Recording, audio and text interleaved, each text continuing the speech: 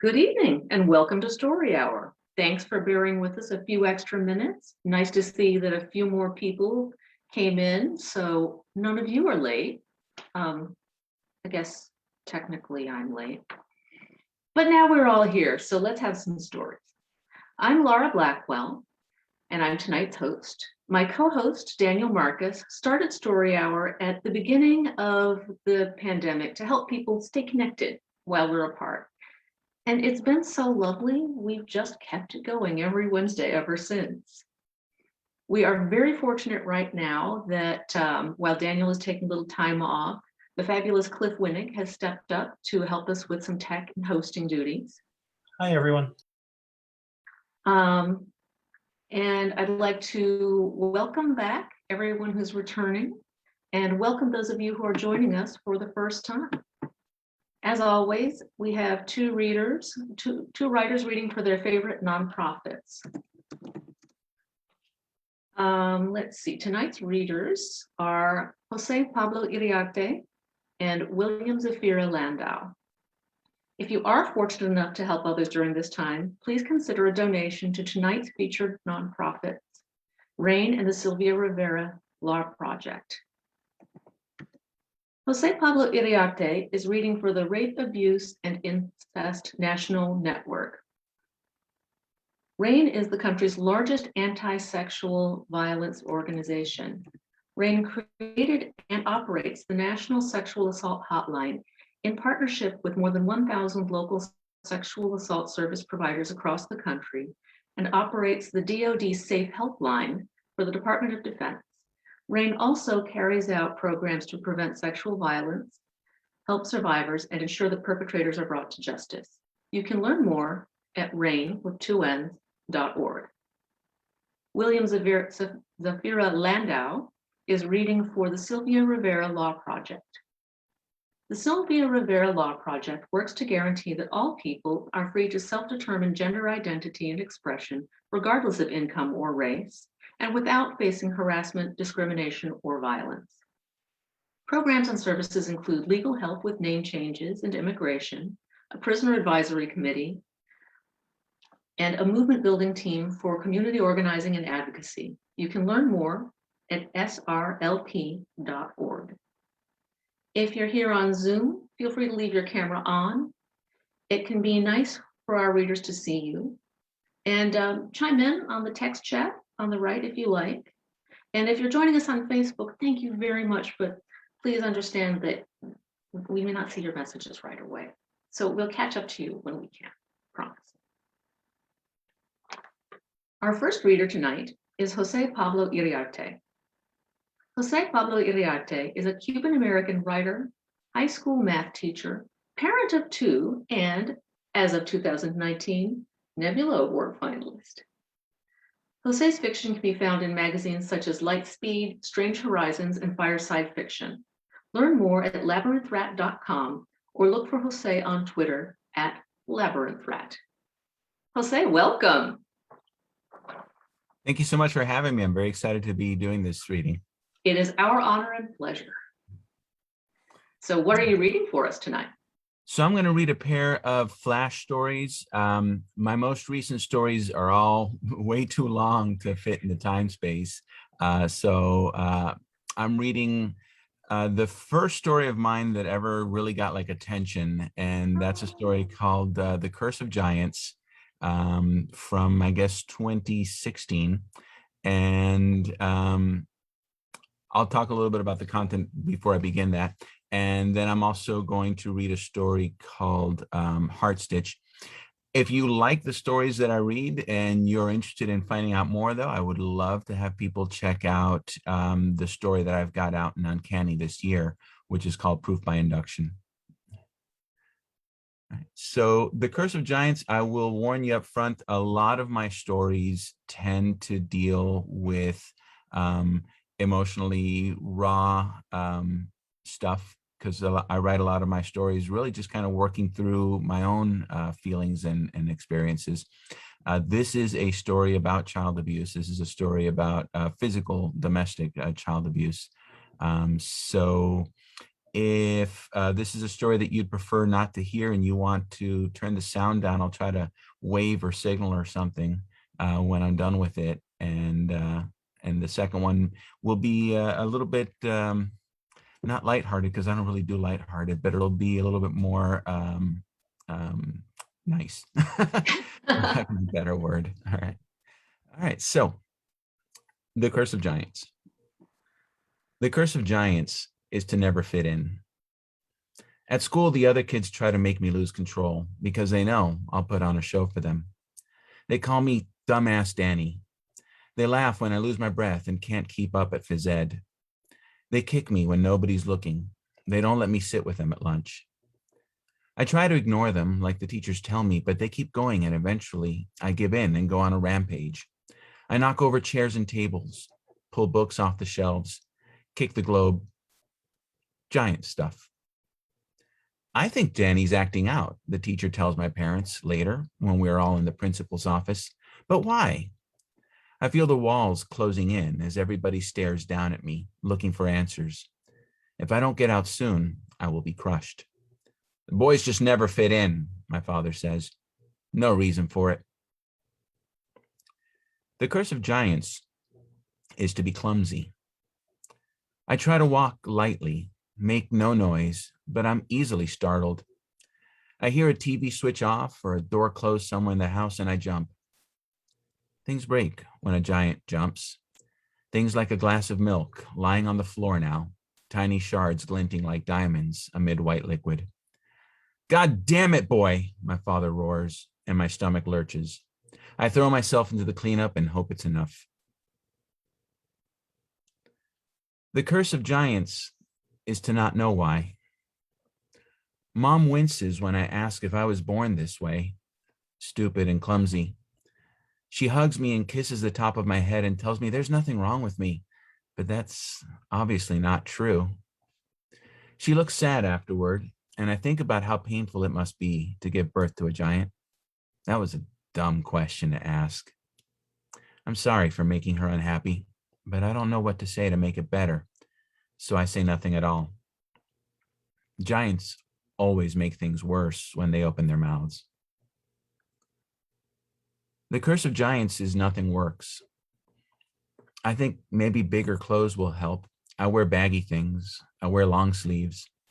I always wear pants, never shorts. Even for phys ed, I never take off my clothes. I try to be small when I sit. I try to be invisible. I hunch over, arms crossed, and don't make a peep. It doesn't work at school. Sooner or later, someone leans over and flicks my ear or hits me with a spitball or passes me a note with douchebag scrawled on it in thick black lead. It doesn't work at home either. The curse of giants is you can't hold back the fire. I have to get an agenda signed by my teacher every day saying whether I was good or not. Today, Max Connors bumps me hard in the hallway. I see it coming. I see the hate in his eyes as he angles toward me. I try to avoid it, but I can't because I'm a giant. And when you're a giant, you can't avoid things, no matter how hard you try. He rams his shoulder into my already bruised chest and mutters, "Pussy." And I rampage again. For the rest of the day, my insides quake. I think about losing the note on the way home, but that will only make it worse. And so in the end, I simply give the sheet to my father when he demands it. The tendons in his neck stick out like ropes. "Jesus Christ, boy," he says, reaching for his belt. The curse of giants is you can't hide from the things that hurt you. So you have no choice but to face them. The blessing of giants is being brave. I'm not supposed to say anything, but the next day I walk into the office and ask to speak to the principal. When she closes the door, I pull up my shirt. I think, you don't scare me anymore, Dad. I'm a goddamn giant. And that's the first one. All right. We can take a deep breath or something. I need a breath. I need a drink.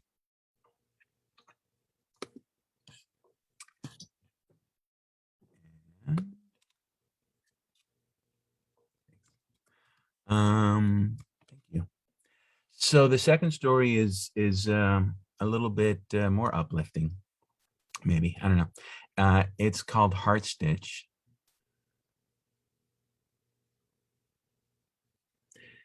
You pieced it together decades ago, so far back that you don't remember not knowing.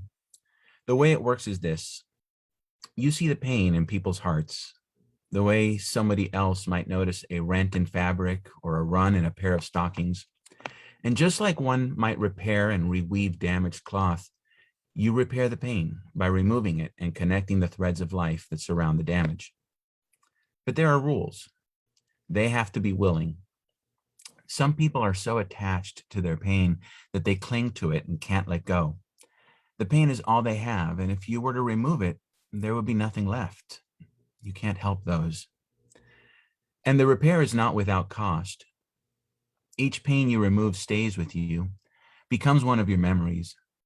Over the course of a long life, you have experienced every heartbreak known to humanity. You have been abandoned, betrayed, abused, beaten, disappointed, unappreciated, widowed by war and crime, and once even by spaceflight. You know the sheen and strength of each type of pain, like a master weaver knows yarn. But there's something about other people's heartache that makes it easier to bear than your own. And you feel as though you have been sent into people's lives to ease their burdens. Who would turn down a mandate like that? Your thread, like anybody else's, will come to an end. Your abilities are noticeably diminished. Each time you use your power, you are a little more taut, a little less elastic. It hurts, and it takes longer to recover. What you don't know is what will happen when the last bit of give is gone. Will you die? When you first see her on the bus, you try to talk yourself out of helping her. But her pain calls to you, and you realize you've been doing this too long to stop now. Mending damaged souls isn't what you do, it's who you are. You stall, though, strike up a conversation, though that's not at all necessary. And the more she tells you about her life, the more you realize you wouldn't withhold your gift, even if you could. In her, you sense a kindred old soul. And so when she gets off the bus, you claim it's your stop too. And then you ask her to join you for coffee. In the coffee shop, you lose track of time. You talk about life, about careers, about families, about loved ones lost, and you begin to notice the gaps in the cloth. The child who is mentioned, but only in passing and never as an adult. And so finally you look in her heart and find the rend inside. The son who died, but not well, not mournably, but in an act of cowardly brutality. The son she still loves and misses, but who can sympathize with her? You can, of course. Taking her hand, something else that's not actually necessary, you look within her for the tear. You reach for it, but in the act of reaching, you find that the last of your strength is gone. There's no more to give. What you do have is pain. Pain from every sorrow you've absorbed over the course of a lifetime, and pain from your own loneliness as well, from a life spent working the weave, but not being a part of it. Diamonds and stars blossom in your vision, and you lurch sideways, knocking over both your empty cups. In slow motion, you tumble to the ground, and then everything goes dark. When you wake, she is with you, riding in an ambulance. You had me scared, she said. I thought I was going to watch you die. You've had far too much death in your life already. She looks at you oddly. I have, she agrees, but that's the price we pay when we get to be our age. I'm sure you've seen a lot of suffering as well. Nodding, you look inside yourself, perhaps for the first time. Everything you've experienced is there, not so much staining as dyeing your tapestry, different colors. It occurs to you that you are in less pain now than you were in the coffee shop, on the bus, when you woke up this morning. You look forward and you see new heartbreaks, but they will be your own. Your days of soaking up strangers' pain are behind you. And that's when you understand. You weren't sent to her. She was sent to you. And that's it. Oh, that was lovely. Thank you very much. So that's the kind of thing I do. I like it. Thank you. It's good stuff. I think we're going to have a very literary evening tonight. On. It's funny that you mentioned taking a breath in between, because we actually do that between the two authors to let let the last story, the last voice soak in, and Mhm. prepare ourselves for a change, because it's always, no matter how beautifully matched the writers are, everyone's voice is so distinct. Mhm. And it's so important to come to each one with full attention, come to each one fresh. Thank you. Thank you. And thank you to all of the folks saying kind things in the chat. I appreciate it. And now we have our next writer. We have William Zafira Landau. William Zafira Landau lives in Albany, California, and works at an independent bookstore. Their work has appeared in publications including Diabolical Plots, Entropy, and Sinister Wisdom. They were an editor of the Best American Non-Required Reading and the Columbia Review. William, welcome. Thank you. So I'm gonna read a couple short pieces tonight, and I'm gonna start with a story called Internship. Pirates are the real change makers. That's what Barnabas said in my interview. We're change makers. It was weirdly similar to an interview for any other job. It wasn't on a pirate ship, it was in an office. And Barnabas was wearing a suit, and he asked me all these questions about my previous work experience. And I answered like you're supposed to: situation, action, result, aftermath. He liked that, I could tell. He said I was more polished than most of the applicants for piracy. And I said thank you and smiled. And he liked that too, that I said thank you instead of demurring. I'm going to do a test of your abilities, he said. I haven't had much chance to pillage and plunder on land, but I did take martial arts PE, and I'd be happy to show you a few moves. That won't be necessary, he said. This is a test of your acting ability. I have over 6 years of acting experience. I've played roles including Lady Macbeth and Glinda and Demon Succubus #2 in Bloodbath, the musical. That's great, he said. I'll give you a minute to look at the sides, and then let's begin. So I read the script, which was all, help, I'm being kidnapped by pirates, give them all your valuables or they'll kill me. And then we did a fun little improv game where I sold him the Brooklyn Bridge. And then he said, do you have any questions? What chips do you redistribute the wealth from? I said. He looked at my cover letter for a minute before he said, oh, we go after the big fish. We think of our work as leveling the playing field. Why do you have an office? It's important that our operation appear respectable while on land. We strive to maintain good relations with the local law enforcement. Then he said, do you have any more questions? And I said, no, I think you've answered all my questions. And he said, great, we'll be in touch. We shook hands, and I sent a follow-up email with specifics about our meeting. And then there was another interview with the whole team. It was super weird seeing a group of pirates sit around a conference table.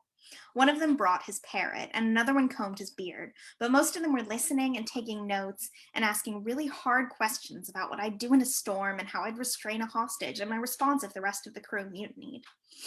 I thought the obvious answer was to remain loyal to the captain, but my interviewer said then the pirates would just kill me, so I should pretend to join the mutineers and then betray them to my supervisor when I reached land. Thanks for the feedback, I said. I woke up the next morning on a pirate ship. It wasn't as sexy as it sounds. I was freaking the fuck out. Thank God I had practice. Help! I screamed. I'm being kidnapped by pirates! The pirates started laughing. This big butch sexy one said, I think we found our damsel. I was like, excuse me, I did not apply for the position of damsel. I applied for an internship. Don't worry, said the captain. You're going to be an empowered feminist damsel. I was like, okay. And the captain said, you're hired. Just like that. He didn't tell me about the salary or benefits or even ask if I wanted the job, which was probably a big red flag, as was kidnapping me.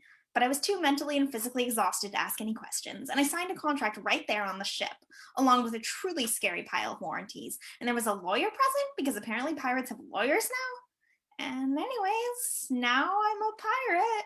Yay! We set sail tomorrow. And this next one is very, very short, and it is called A Legal Suit. The Ministry of Gender Expression is reviewing my suit. The lining is purple, says one minister, looking at my sleeve. A lighter shade would be ideal, says another. Think lavender. I am standing in the courtroom, extending limbs to each minister. Sleeves too long, says the second. Waist is tapered, at least. Turn around. I obey. Turn back, says the first. Now reach up like you're lifting something off a high shelf. No frills, says a third. Not in the undershirt either. You couldn't have managed a single, solitary frill? The question is rhetorical. He's writing it down on his yellow legal pad. The second tries to shove his hand inside my pockets. Pockets fake. That's something, I suppose. The ministers confer. We've reached a verdict, the first declares, provided all other stipulations are followed, such as the usage of makeup, high heels, and feminine undergarments. This suit is legal. This next story is, the working title is The Changeling is Having Feelings, although that may change. The title may change, not the changeling having feelings may change. The changeling is going to have a lot of feelings. After their grandfather forgot them, after 3 nights of alcohol on an empty stomach, after they found the child development books in the castle library, after a moth stole their eyeliner and a troll stole their optimism, after they overheard a knife tell the spork that the best way out of the palace was down, Kit began to dig. Digging, said the shadows. Down, down, down, into the dirt. I'm just helping the worms, said Kit, trying to guard their face with their hands. Helping, said the shadows. Helping who? Helping yourself. Someone ought to tell your grandfather. He won't care, said Kit. So much angst. The shadows laughed. The changeling is having feelings. Having feelings, helping yourself, digging, dig. The shadows stung Kit's pinky finger in the place where it had broken and healed wrong. Then all the shadows popped. Little shadow fragments splattered across the wall. Oh, fuck. Kit needed a better plan. But before they could formulate one, a servant came to make Kit dressed. There was a party that night. There was a party every night. Kit hated parties. Even the nice nights when nobody got disemboweled in the middle of the dance floor, or captured the moon in the fountain, or tried to kiss them. Parties were so much work. Kit chose a dress so green it was blue, like a forest seen from a distance. It was supposed to be floor length, but now it rose above their ankles. They hadn't been to the tailor in years. It was shoulderless and made their neck look like a neck, so they always wore it with a spider silk scarf, just to be safe. They wished, as always, they could change their body to suit their dress as fairies did. They'd grown out of envying fair folk in most ways, but this, it seemed, they would not grow out of. At the party, Kit felt the music in the back of their knees. They stood by the food table, politely telling the music to go fuck itself. I want to see the changeling, said their grandfather the king. Kit went to him, with a speed that embarrassed them. Not you, said a servant, putting a prickly hand on their shoulder. The cute one. Amy, the cute one, sucked her thumb, although she was, according to child development books, way too old for that. Clearly, she was just doing it to be cute. Kit had done the same. Careful, kiddo, said Kit. Cute won't last forever. Amy blew a raspberry at them. There were a few other humans at the party. One, with a bent back, was acting as a drink table. The musicians were human too, or had been once, and there was a beautiful young man lying on a lazy boy eating grapes. It was the first night he'd come to Fairy. Every night was his first night for 100 years. Kit had tried to talk to the other humans at first, but after their last friend dissolved into a pool of his own stomach acid, Kit decided it was safer to be alone. On Earth, you could have friends without having to worry about their grisly deaths. Loneliness fizzled on Kit's tongue. Or maybe that was the frog liqueur. How many glasses had they had, anyway? By second midnight, the party had really gotten started. There were still no organs on the floor, but there was a sticky silver pool of tears. The musicians were still playing, but somebody else controlled their limbs now. Amy had fallen asleep on the king's lap, looking even younger and cuter. Damn her. All the fairies were drunk out of their minds. It was time. Kit stole a mask from a drunkard sleeping in the corner, antlers from a stag head mounted on the wall, and a pair of wings from the coat check. They went to a dark corner to change and saw an orgy. Kit watched for a moment, transfixed, then found an empty dark corner. They shimmied out of their black slip, affixed out of their dress into their black slip, affixed the antlers to their head with a scarf, stuck the wings to their back with some sticky fruit, and put the mask on their face, ignoring its protests. Thus disguised, they made their ways to the nearest window, walking like a fairy with dainty steps, head held high, chest out. They pried the window open.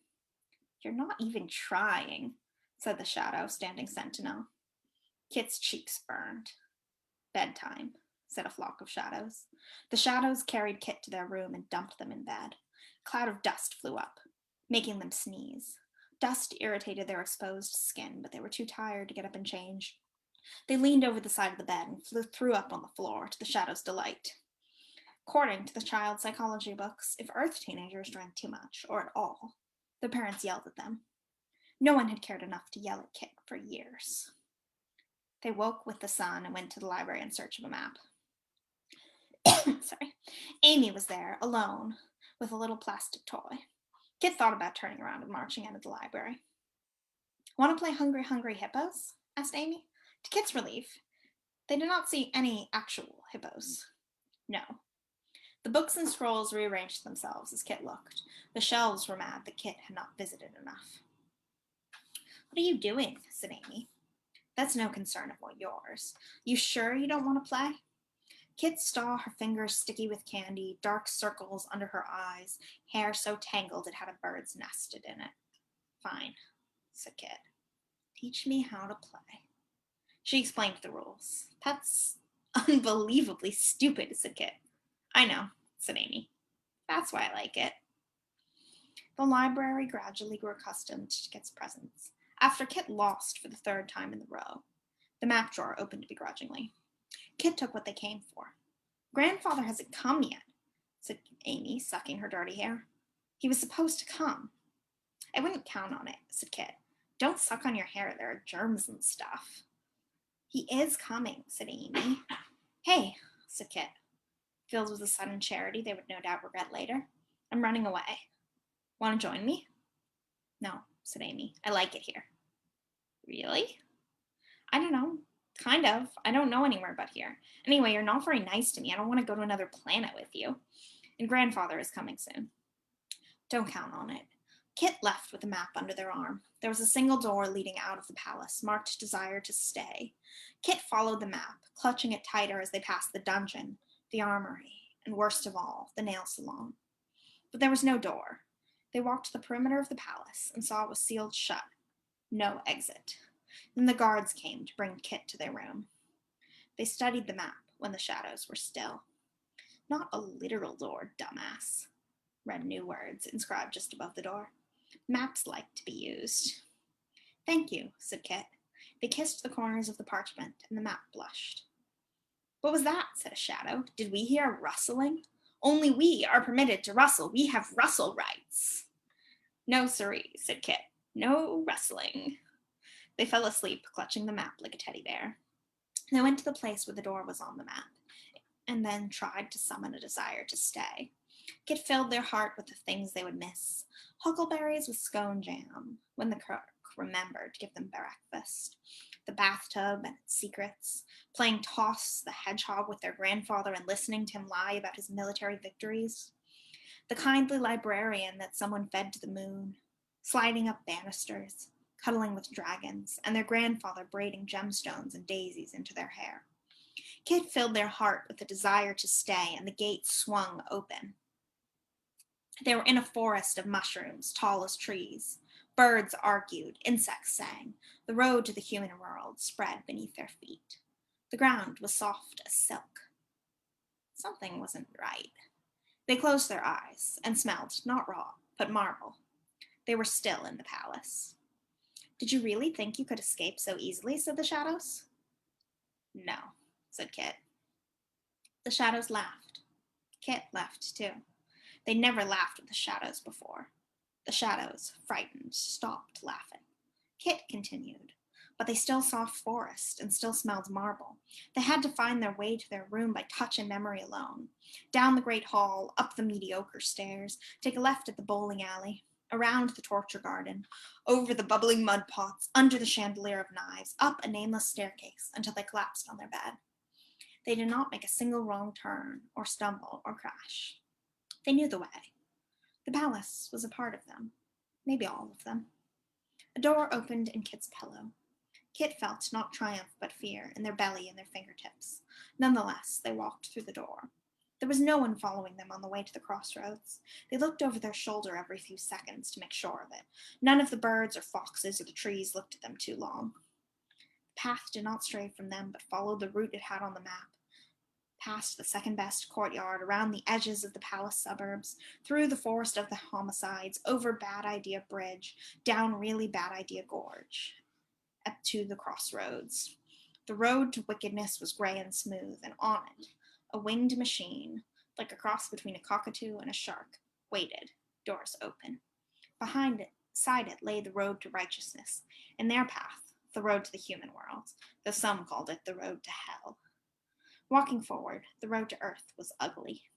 Weeds grew through the pavement, human and fey garbage alike littered the shoulders, plastic bags and beer bottles and clamshells and half-eaten butterfly wings. And there were strange new smells Kit had no desire to get further acquainted with.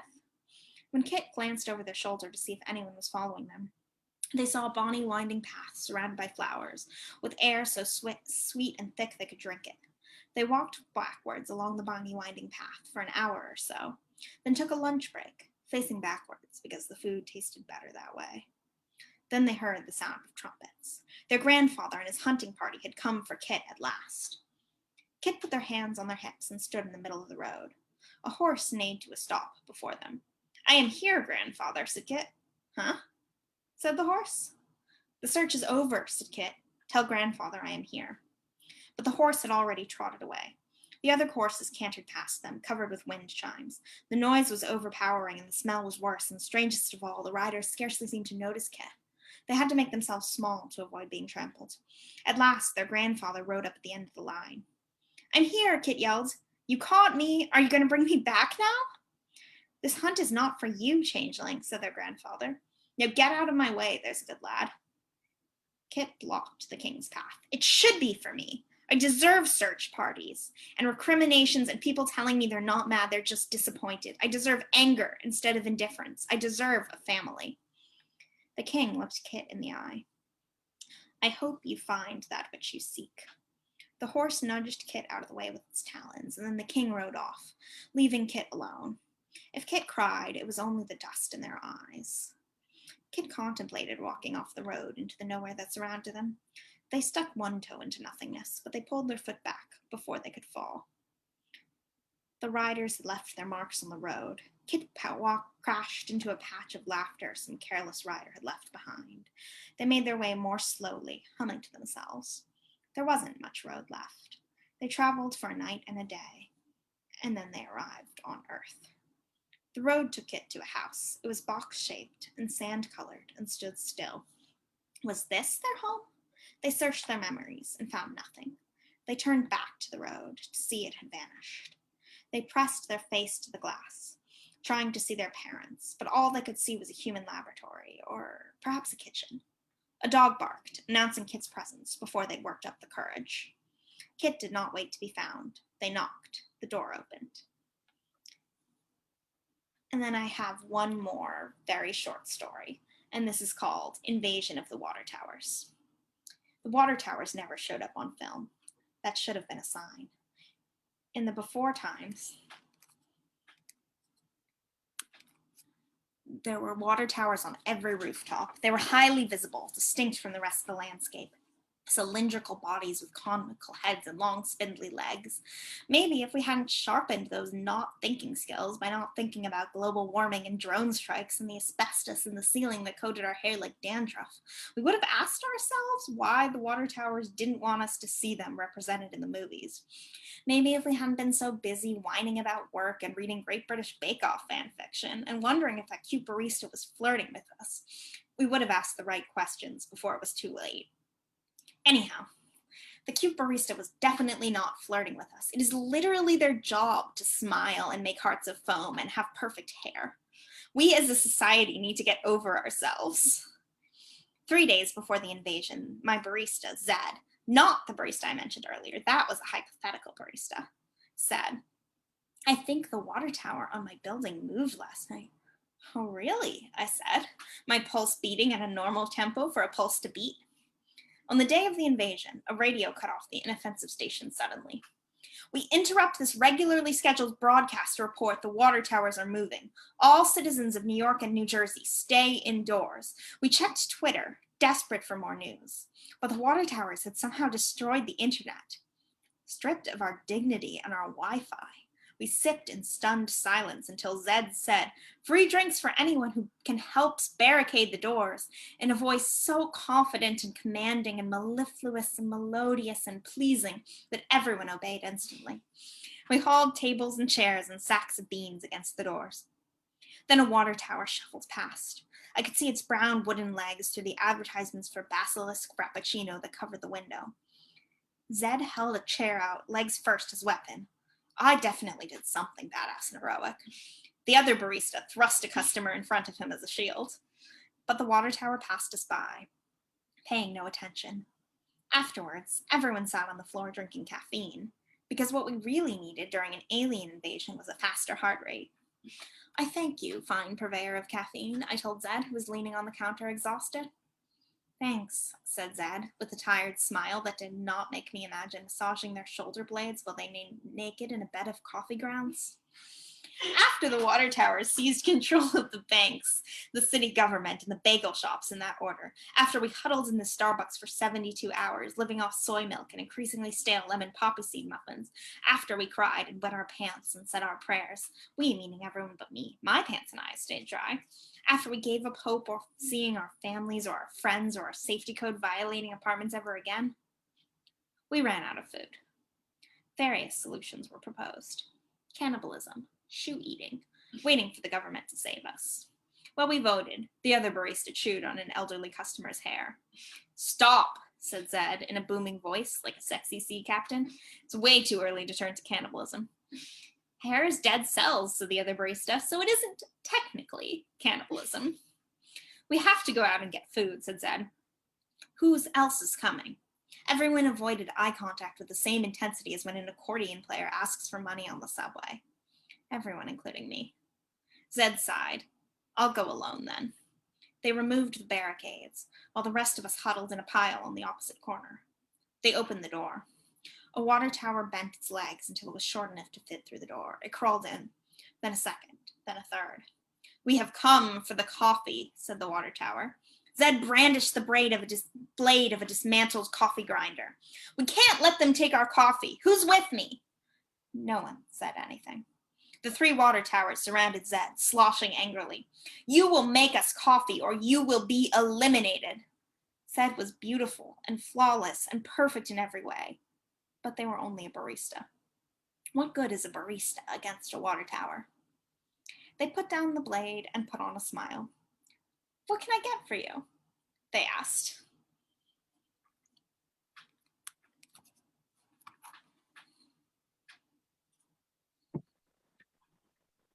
Oh, that was fun.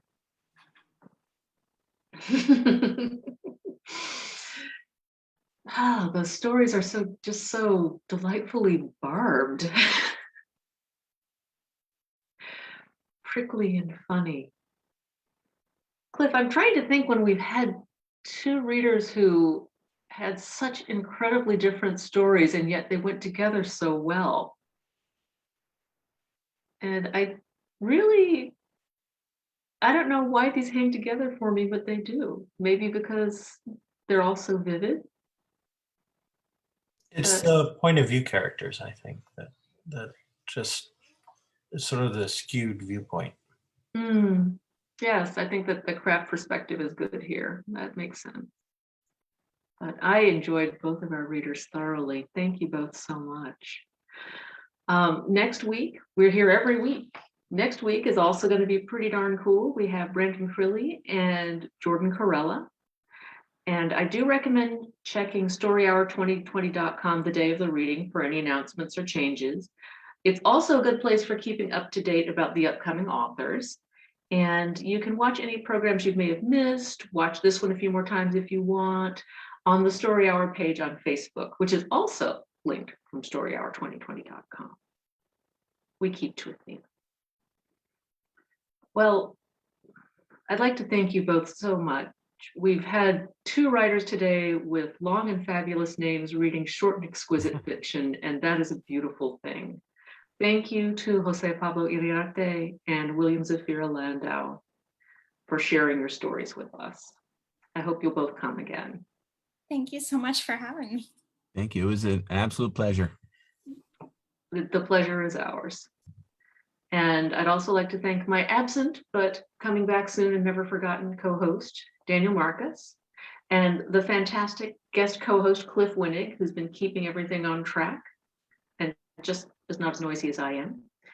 And to thank all of you for joining us for Story Hour, whether you're here now, whether you're on Facebook or Zoom, whether you're watching it later.